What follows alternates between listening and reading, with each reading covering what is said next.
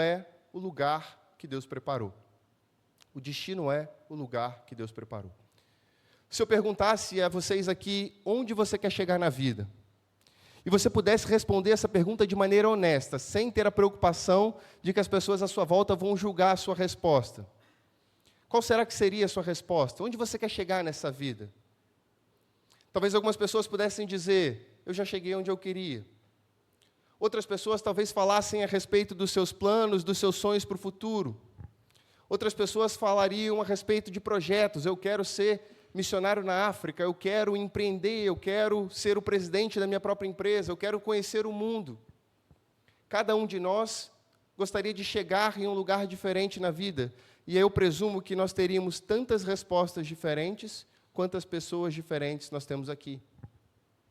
E se essa mesma pergunta, onde é que você quer chegar, fosse feita ao povo de Israel aqui nesse texto, talvez alguém pudesse responder, quer saber? Eu quero voltar para o Egito. Lá a gente trabalhava muito, mas aqui eu já estou cansado desse deserto, já estou cansado desse monte de lei, desse monte de regra. Aqui qualquer respirada errada que eu dou, eu serei eliminado do meio do povo. Melhor voltar para o Egito. Outros talvez pudessem responder, não, eu ainda quero ir para a terra prometida. Mas por que não outra terra prometida? Porque essa para onde a gente está indo, já tem gente que mora lá e eles provavelmente não vão querer dar para a gente essa terra. Será que não tem um outro lugar onde a gente possa ir e assim poupar os nossos esforços, evitar a fadiga? Mas vamos ver como o texto que nós lemos responde essa pergunta, e a resposta está logo no primeiro versículo que nós lemos. Eis que envio um anjo à frente de vocês para protegê-los por todo o caminho e fazê-los chegar ao lugar que preparei. E fazê-los chegar ao lugar que preparei. Deus estava conduzindo esse povo e faria o povo de Israel chegar ao lugar que ele havia preparado.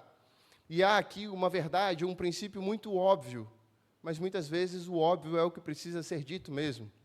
Deus faria esse povo chegar ao lugar que ele havia preparado e não necessariamente ao lugar que talvez eles preferissem ir.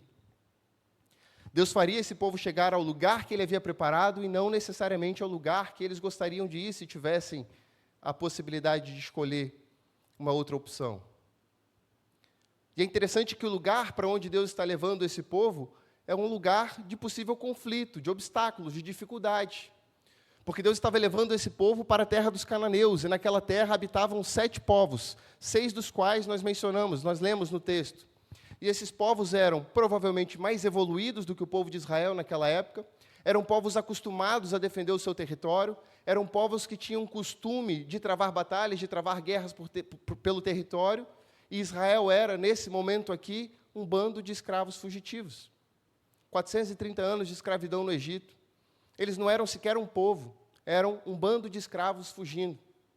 Certamente, esses bandos de escravos fugindo escolheriam uma outra opção, mas o texto nos diz que Deus os conduziria para o lugar que Ele preparou e não ao lugar que talvez eles preferissem ir. Trazendo isso para a nossa vida, para a nossa realidade. Eu comecei esse ponto perguntando onde você quer chegar na vida, na sua vida.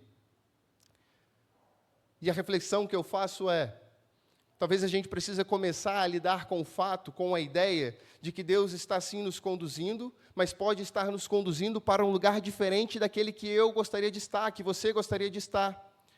Deus está conduzindo a sua vida, mas Ele pode estar conduzindo para um lugar diferente daquele que você escolheu.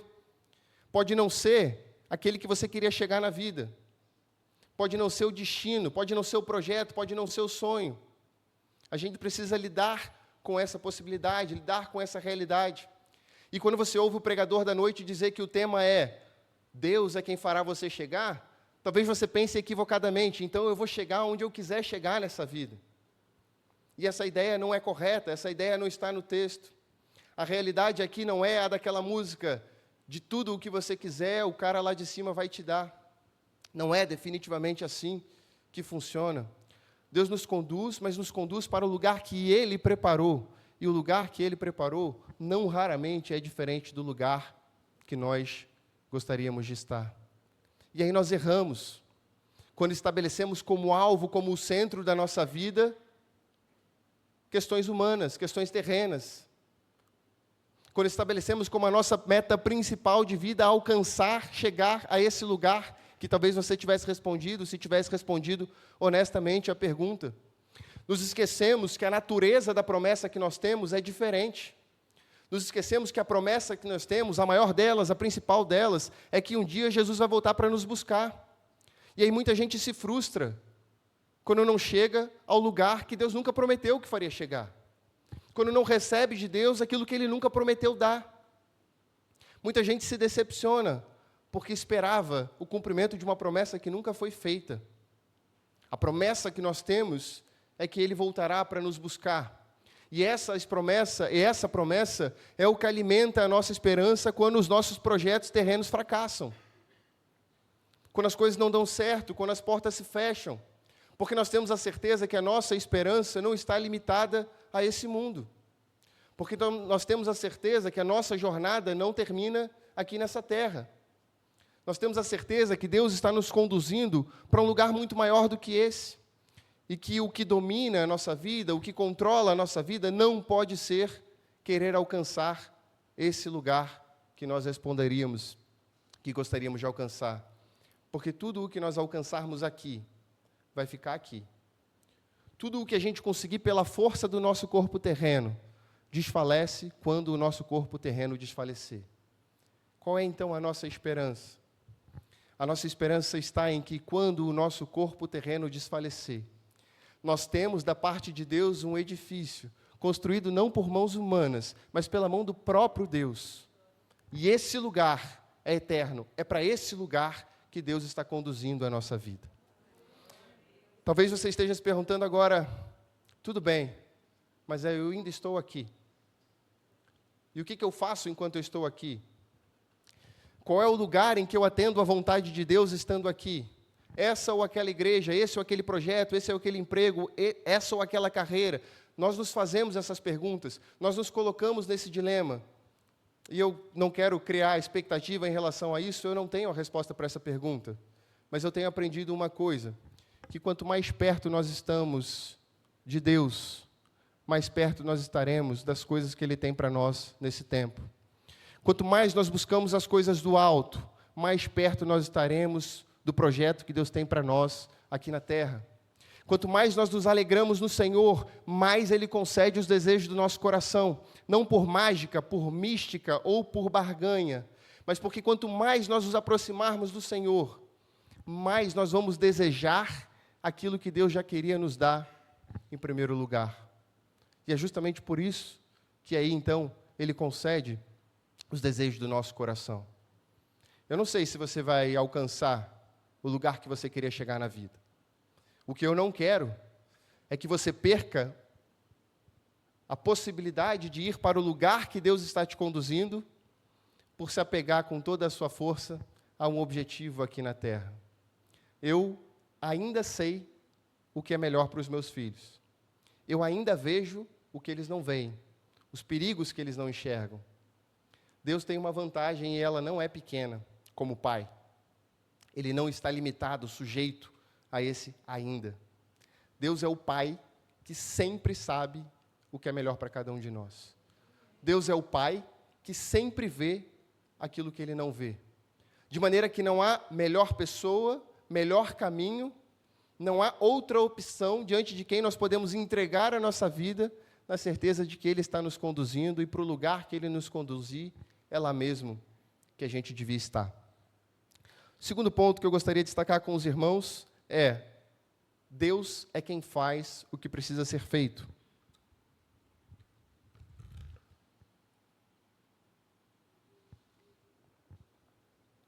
Falamos sobre o onde. Onde? Ao lugar que Ele preparou. Agora queremos responder como.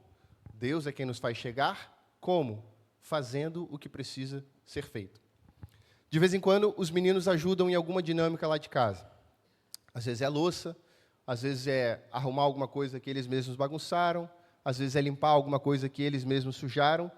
E não raramente, depois que eles ajudam, a gente tem mais trabalho do que teria se eles não tivessem ajudado. Quando eles lavam a louça, por exemplo. Tem o efeito pedagógico, né, deles aprenderem que é importante cooperar e participar ajudar nas questões da casa, mas quando eles ajudam, e eu não me deixo ser ajudado no momento de lavar a louça justamente por conta disso, a Luísa, que é mais paciente que eu, ela deixa. Ao final do término da ajuda, tem mais trabalho do que tinha antes, tem mais sujeira, bagunça ou louça do que havia antes. E eu tenho certeza que você já viveu essa situação, de ser ajudado por alguém que depois que a pessoa ajudou, você teve mais trabalho ainda. A pessoa ofereceu ajuda, mas a ajuda mais te atrapalhou do que ajudou. Sabe quem também já viveu essa mesma experiência? Muitas vezes, o próprio Deus. E a Bíblia está repleta dessas experiências, dessas histórias. Nós conhecemos a história de Abraão, por exemplo. Abraão tinha, da parte de Deus, uma promessa: você vai ser pai de uma grande nação. A sua descendência será tão numerosa quanto as estrelas do céu. Mas Abraão já tinha idade e não tinha filhos. Abraão reclamava diante de Deus: o meu herdeiro vai ser Eliezer, que nem meu parente é. O que eles fizeram? Se juntou com Sara, elaborou um plano: vamos ajudar Deus a cumprir o seu propósito. Resultado, nasce Ismael. E as consequências nós conhecemos até hoje. Outra pessoa, Rebeca. Ela ouviu a profecia de que o filho mais velho serviria ao filho mais novo. Rebeca não. Rebeca. O filho mais velho serviria ao mais novo. É porque balançaram a cabeça, eu falei, será que eu falei errado? O filho mais velho serviria ao mais novo. Essa era a palavra, essa era a profecia. O que ela decidiu? Eu vou aqui mexer meus pauzinhos para garantir que é isso mesmo o que vai acontecer. Resultado, ódio entre os irmãos que perdurou por muitos anos até que esse relacionamento fosse restaurado. Terceiro caso, terceiro exemplo, Saul. O povo estava prestes a entrar numa batalha, entrar numa guerra. Samuel tinha saído para um outro lugar. Samuel pediu a Saul que o esperasse para que ele pudesse oferecer os sacrifícios. Saul preocupado, necessidade de ir para a guerra. Samuel que disse que ia voltar, não volta. O que eu vou fazer? Eu vou ajudar. E Saul oferece o sacrifício. O resultado, ele perdeu o reino de Israel por conta disso. Todas essas pessoas que tentaram ajudar Deus a estabelecer o seu propósito, elas terminaram com um problema maior do que o que elas tinham. Por quê? Porque elas ignoraram uma premissa que esse texto que nós lemos deixa muito claro: Deus é quem faz o que precisa ser feito. E o texto que nós lemos, e eu vou repassar aqui alguns pontos, ele deixa muito claro que Deus é quem faz o que precisa ser feito e Ele não precisa da nossa ajuda. Ele quer a nossa obediência. E essa dinâmica, obedeçam e Deus vai fazer o que precisa ser feito, ela está não só nesse texto, mas como ao longo de toda a Escritura. É essa, quase que sempre, a temática da palavra dos profetas durante o tempo em que Israel era um reino, uma monarquia. Obedeçam, obedeçam, obedeçam, e Deus fará o que precisa ser feito. Vamos olhar o texto, e eu vou destacar rapidamente alguns pontos relacionados a isso no texto que nós lemos. No início, não precisam abrir, eu vou ler e identificar onde está. No início do 21, o texto diz: prestem atenção e ouçam o que ele diz. No início do 22, se vocês ouvirem atentamente o que ele disser e fizeram tudo o que lhes ordeno, aí a partir daí, Deus começa a falar a respeito daquilo que ele, o próprio Deus, vai fazer. Serei inimigo dos seus inimigos e adversário dos seus adversários. Final do verso 23. Eu os exterminarei, se referindo aos povos cananeus. Final do 25. Tirarei a doença do meio de vocês. Final do 26. Farei completar-se o tempo de duração da vida de vocês. Início do 27. Mandarei adiante de vocês o meu terror. Final do 27. Farei com que todos os seus inimigos virem as costas. Início do 28. Causarei pânico. Início do 30. Eu os expulsarei aos poucos. Início do 31. Estabelecerei as suas fronteiras. Final do 31. Entregarei em suas mãos os povos que vivem na terra. A dinâmica aqui é muito clara. Prestem atenção, ouçam, obedeçam. E aí Deus, eu, o Senhor, vou fazer o que precisa ser feito.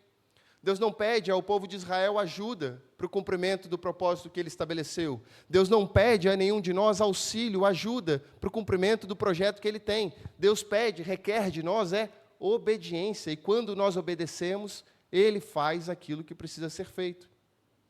O tema da mensagem é: Deus é quem nos fará chegar.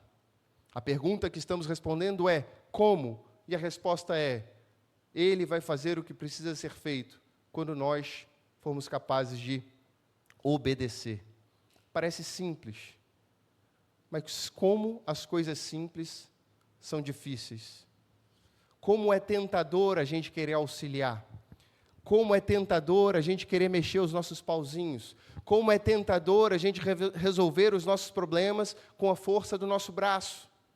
Mas aqui o povo de Israel estava indo rumo a Canaã, onde eles encontrariam povos mais fortes e mais preparados para a guerra. Como então eles conseguiriam ocupar aquela terra?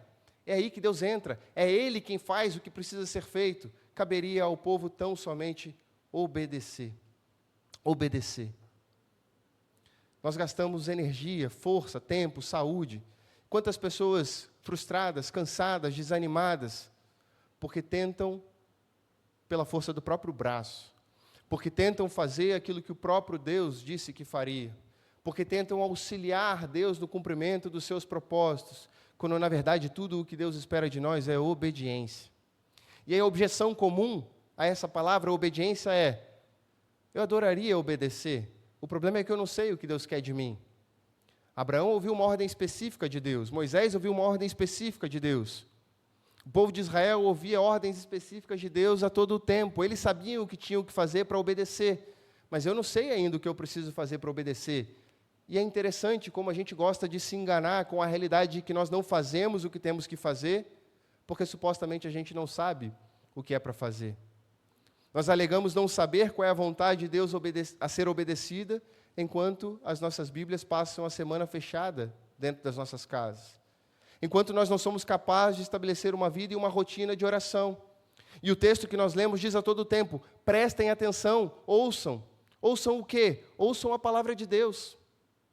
E a nós, aqui no nosso contexto, onde é que está a palavra de Deus? Na palma da nossa mão. E a gente diz: eu não obedeço, porque eu não sei o que é para fazer. Sabe, está na palma da sua mão. O que Deus espera de nós, e esperava desse povo, é que eles não fossem como os egípcios, não fossem como os cananeus. O que Deus espera de nós é que nós sejamos a cada dia mais parecidos com Cristo.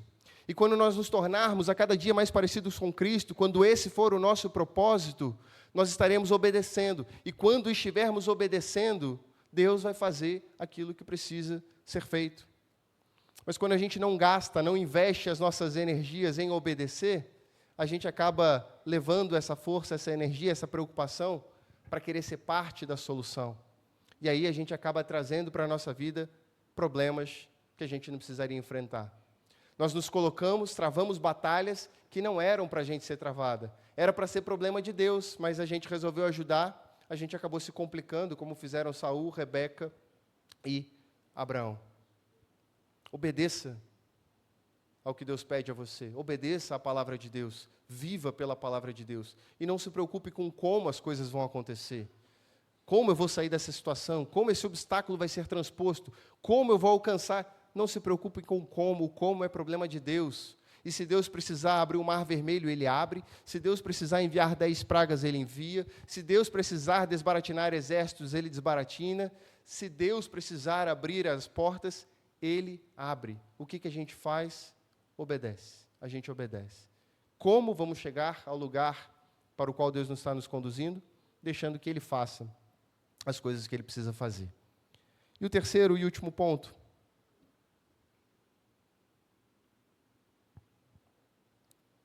Respondemos onde, respondemos como, e agora queremos responder quando, e essa para mim é a pergunta mais importante.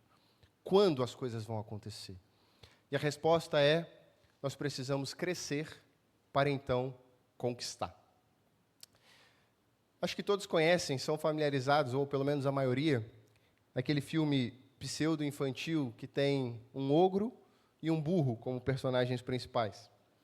E tem uma cena que é bem famosa, em que eles estão viajando para um determinado lugar e o burro fica o tempo todo perguntando: já chegou? E agora? Já chegou? Já chegou? E agora? Além do burro nesse filme, quem também gosta de fazer isso são crianças. Às vezes a gente sai com os meninos e a gente fala: olha, a gente está indo para um lugar que é mais longe. A gente não saiu nem da Conde de Bonfim ainda, eles já estão perguntando: chegou? Já está chegando? A gente fala: não, melhor vocês dormirem, que aí o tempo vai passar mais rápido. Além do burro e das crianças, sabe quem também fica assim? Eu.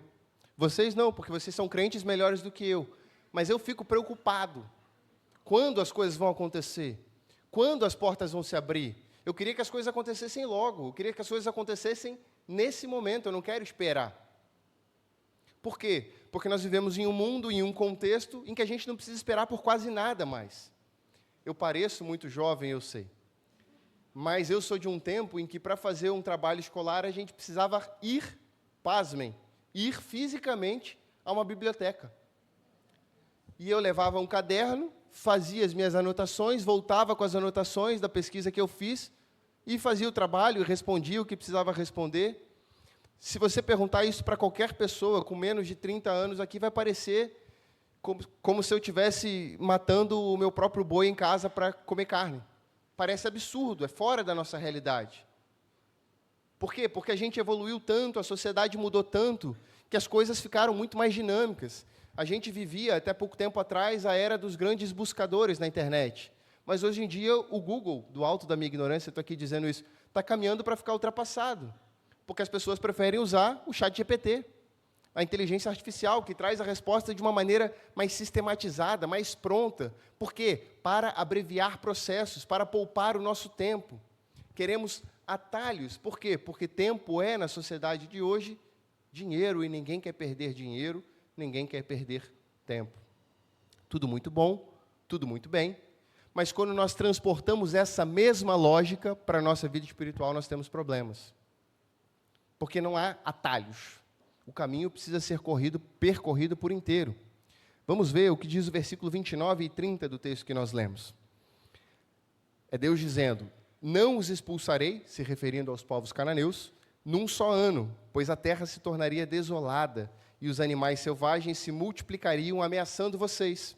Eu os expulsarei aos poucos, até que vocês sejam numerosos o suficiente para tomarem posse da terra. Quando Deus vai expulsar? Deus está dizendo que vai expulsar. A pergunta é quando? Calma, não vai ser no estalar de dedos. É interessante que Deus não dá aos israelitas nenhum prazo. Ele não diz é 2 anos, é 3 anos, é 10 anos. Sabe por que não tem um prazo? Porque não é uma questão de tempo, é uma questão de processo. E processos não podem ser abreviados, porque quando processos são abreviados, nós nos colocamos em risco e colocamos os propósitos de Deus para nós e através de nós em risco também. O tempo de Deus, aqui falando com o povo de Israel, será preciso.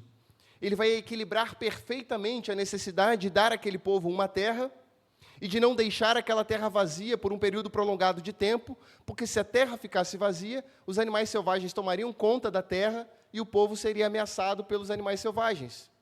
E o que Deus estava prometendo para aquele povo? Eu vou preservar vocês, eu vou conduzir vocês até uma terra. Só que se eu levar vocês para uma terra cheia de animais selvagens, não vai dar certo. Esse é o propósito. Quando então Deus vai expulsar? Quando vocês crescerem o suficiente para tomar posse de toda a terra. Veja, um bebê sempre vai levar 9 meses para nascer. E esse tempo ele não é encurtado, mesmo se 9 mulheres ficam grávidas ao mesmo tempo. Ainda leva 9 meses. Há processos que não podem ser abreviados. Olha que interessante. Nenhum de nós duvida que Deus poderia estalar o dedo e expulsar todos os povos. Ninguém duvida disso. Ninguém duvida que Deus poderia estalar o dedo novamente e impedir que todos os animais entrassem naquela terra. Certo? Afinal de contas, a gente está falando do mesmo Deus que convenceu esses e outros animais a entrarem de casalzinho na arca. Parece muito mais difícil para mim isso do que impedir que eles entrassem na terra. De maneira que eu estou concluindo que Deus poderia sim expulsar num piscar de olhos, poderia sim impedir que os animais selvagens tomassem conta da terra, de maneira que a terra estaria pronta. Mas será que isso resolveria o problema? Acho que não. A terra estaria pronta, mas o povo ainda não. Trazendo isso para a nossa vida. Eu perguntei há um tempo atrás, onde é que você quer chegar na vida? E estou dizendo aqui o tempo todo que Deus está te conduzindo para um lugar que Ele preparou. Mas não adianta nada. Se as portas estiverem abertas, se a terra estiver pronta, se as circunstâncias estiverem favoráveis, se você ainda não estiver pronto. Eu sei que a gente quer as coisas rápido, eu quero as coisas rápido. Mas a gente precisa entender que o tempo em que a gente espera é o tempo em que esse processo está em curso. O tempo que a gente perde lamentando é o tempo que a gente deveria estar preocupado em crescer. O povo de Israel precisava crescer em número para dominar toda aquela terra. Talvez a gente precise crescer em muitos aspectos da nossa vida. Maturidade cristã, intimidade com Deus. Talvez a gente precise avançar muito mais no processo de formação do caráter de Cristo em nós. Porque não adianta nada tudo cooperar e a gente não está pronto. A história aqui do povo de Israel, ela envolve 3 personagens. É Deus, o povo de Israel e os cananeus.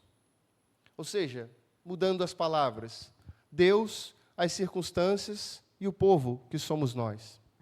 Deus, definitivamente, a gente não controla. As circunstâncias, nem sempre a gente consegue controlar. De maneira que a única variável nesse processo que nós conseguimos controlar é a nossa própria vida. A única coisa que a gente pode fazer enquanto a gente espera é tentar crescer o que a gente precisa crescer. É se aprofundar no relacionamento com Deus. É se dedicar à leitura da palavra. É se dedicar a tentar buscar construir uma vida, uma rotina de oração, para que avance cada dia mais o processo de formação do caráter de Cristo em nós. Porque, como eu disse, não adianta nada tudo ficar pronto e a gente ainda não está pronto. Pode demorar, pode levar tempo, mas não desanime. O que Deus tem para a sua vida não atrasa, mas não tente antecipar aquilo que Deus adiou por alguma razão. Eu vou repetir. O que Deus tem para a sua vida, para mim e para a sua vida, não atrasa, mas não tente antecipar aquilo que Deus está adiando por alguma razão. Deus é o Pai que sabe o tempo perfeito para todas as coisas. Ele não vai te levar para uma terra de ameaças dominada por animais selvagens. Deus quer preservar a sua vida e, através da sua vida, os propósitos dele. E eu queria concluir a mensagem nessa noite lembrando de um episódio interessante na vida de Abraão. Esse episódio está narrado no capítulo 15 de Gênesis. Mais uma vez, Deus está prometendo a Abraão: você vai ser pai de uma grande nação. E Abraão volta com as preocupações dele: mas eu não tenho herdeiro, meu herdeiro é Eliezer, e Eliezer nem meu parente é. E o que Deus disse para Abraão? Deus reforça a promessa: não, é um filho gerado por você que vai ser seu herdeiro. E Deus conduz Abraão até a fora da tenda e pede para que Abraão olhe o céu, aquela cena famosa. Conte as estrelas, se você puder, a sua descendência vai ser tão numerosa quanto as estrelas do céu. E Deus diz para Abraão: eu tirei você de Ur dos Caldeus para te dar toda essa terra. E Abraão, ainda duvidando, muito parecido com a gente, talvez, embora o texto diga que isso, ele creu e isso lhe foi imputado para a justiça, Abraão pede a Deus uma garantia. No capítulo 15, Deus, como eu posso saber que eu vou tomar posse dessa terra? É a pergunta que Deus faz a Abraão. É a pergunta que Abraão faz a Deus. E aí Deus faz uma coisa interessante. Deus pede que Abraão separe alguns animais. E Abraão mata esses animais e espalha as partes desses animais pelo chão.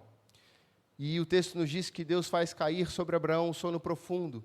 E aí no final da tarde, depois de Deus ter dito a Abraão algumas coisas, uma coisa muito interessante acontece.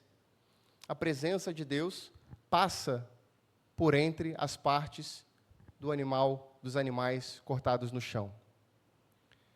Quando nós, hoje, aqui em 2026, queremos fazer um negócio, um contrato, a gente vai num cartório e assina. E se alguém descumprir o contrato, a gente pega esse contrato e leva no Poder Judiciário e diz: olha, ele descumpriu, e essas aqui são as consequências do descumprimento do contrato. Mas no tempo de Abraão funcionava diferente. As partes que faziam um acordo repetiam exatamente essa dinâmica que aconteceu aqui. Elas espalhavam as partes de um animal morto pelo chão e ambos os contratantes passavam por entre as partes do animal. Sabe qual é o significado disso? É um dizendo para o outro: se você descumprir o contrato, isso é o que eu vou fazer com você.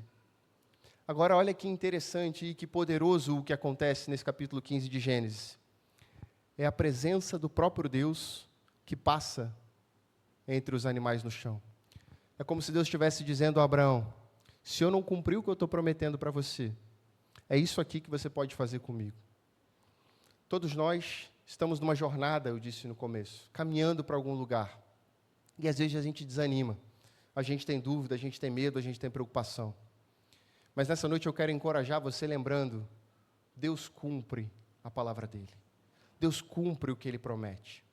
E eu definitivamente não poderia encerrar essa palavra sem falar da principal promessa de Deus para cada um de nós. Porque é verdade que Deus nos coloca nessa vida em determinadas posições, às vezes de destaque, em posições na família, em posições no trabalho. Deus nos coloca em alguns lugares, é verdade.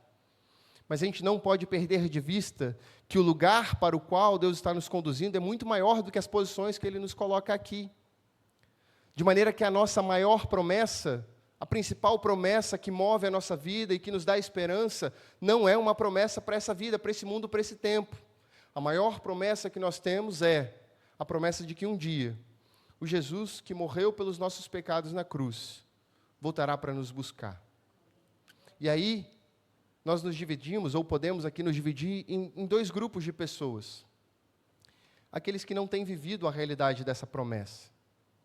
Aqueles que reconhecem que não têm tido a vida conduzida por Deus. Que talvez nunca nem tenham tido a oportunidade de entregar a vida a Deus. Pois eu quero dizer para você nessa noite, que nessa noite você tem uma oportunidade de fazer isso. Há muitas coisas que você vai aprender ao longo do caminho. Há muitas coisas que você vai compreender ao longo da trajetória, ao longo da sua caminhada. Para esse momento, para essa noite, a única coisa que você precisa saber é que Jesus morreu pelos seus pecados, ressuscitou ao terceiro dia, e um dia Ele vai voltar para buscar todos os que creem nessa promessa. Se você crê nisso hoje, entregue a sua vida a Deus. Se você gostaria de ter a sua vida conduzida por esse Deus que nos faz chegar ao lugar que Ele tem preparado para cada um de nós, se você não quer mais caminhar errante por esse mundo, sem destino, sem ter a certeza de que tem alguém soberano conduzindo a sua vida, entregue hoje a sua vida para Deus. E faça isso enquanto eu estiver orando, com as suas palavras, simples do jeito que você conseguir fazer, porque eu tenho a certeza de que Deus não só está te ouvindo, mas está esperando por você. O outro grupo de pessoas são as pessoas que já têm caminhado com Deus, mas que, por um motivo ou outro, estão desanimadas na trajetória, deixaram as dúvidas, as preocupações, os medos tomarem conta. Será que eu vou conseguir? Será que as portas vão se abrir? Será que eu sou o que precisa ser para isso? São muitas as dúvidas e eu também as tenho. Mas nessa noite eu quero encorajar você lembrando de que não é eu, não é você, porque a história não é sobre de nenhum de nós. A história é sobre Deus, sobre o Deus que nos faz chegar. E o Deus que nos faz chegar, Ele sabe exatamente qual é o melhor lugar para a gente estar. Ele sabe exatamente aquilo que precisa ser feito para nos levar até lá. E Ele sabe perfeitamente o tempo de conduzir a nossa vida até esse lugar. Então não desanime, não desanime. Continue na sua jornada, crente na promessa de que o Deus que chamou você vai conduzir você até o lugar que Ele preparou. Se você se identifica com um ou com outro grupo, eu vou fazer uma oração e convido você a orar também do seu lugar, mas orar junto comigo, colocando a sua vida diante de Deus. E vamos pedir para que Deus não permita que a gente fique pelo meio do caminho, que nenhum de nós abandone essa jornada, que nenhum de nós perca o destino eterno por correr atrás de chegar em posições nesse mundo. Vamos orar. Querido Deus e eterno Pai, Deus, nós te agradecemos em primeiro lugar pela Tua palavra, porque a Tua palavra fala aos nossos corações. Deus, nós te agradecemos porque ouvimos aqui a respeito de um Deus que cumpre o que promete. Ouvimos a respeito de um Deus que conduziu o povo de Israel e que conduz também as nossas vidas. Deus, não permita que nenhum de nós aqui se perca na jornada, na trajetória. Lembra-nos, ó Deus, pela Tua misericórdia, pela Tua graça a cada manhã, que é o Senhor quem tem conduzido as nossas vidas e que é o Senhor que nos fará chegar. Mesmo que seja um lugar diferente do que a gente queria, de uma forma diferente do que a gente esperava, ou num tempo diferente do que a gente queria que as coisas acontecessem. Nos lembra, ó Deus, a cada manhã, que é o Senhor quem conduz as nossas vidas. E se nessa noite, Deus, há alguém aqui que não tem essa certeza de estar sendo conduzido pelo Senhor, que não tem a certeza de que está vivendo a realidade da principal promessa que nós temos, Deus, que o Senhor trabalhe, quebrante o coração. Ouve, ó Deus, as orações que estão feitas nesse momento, e se nesse momento tem alguém entregando a vida a Ti, Deus, que o Senhor abrace e receba essa pessoa e conduza, ó Deus, até o lugar que o Senhor tem preparado para cada um de nós. Não permita, ó Deus, que as nossas dificuldades aqui, os obstáculos que a gente encontra aqui, nos façam desanimar nessa jornada.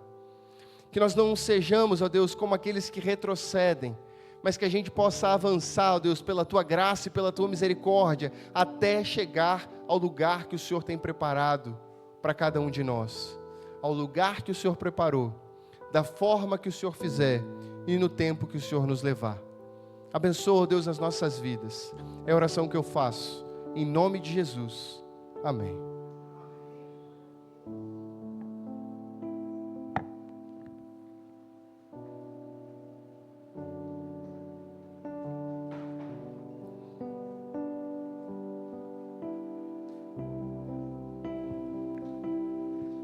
Ainda nesse espírito de oração, irmãos,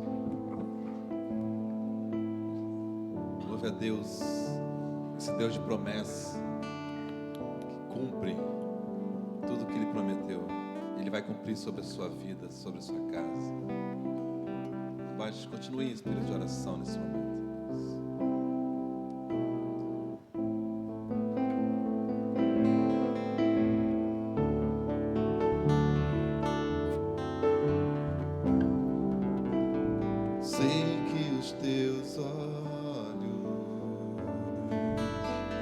Sempre atentos permanecem em mim,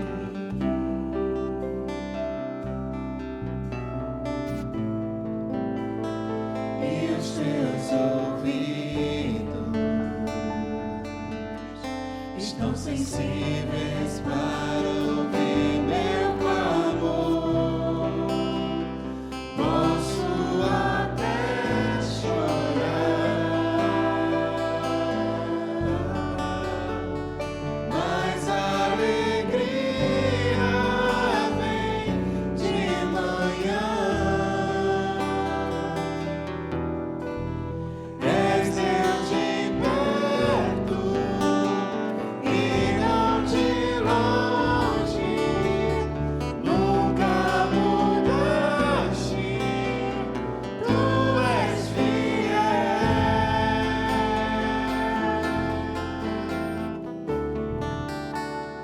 Deus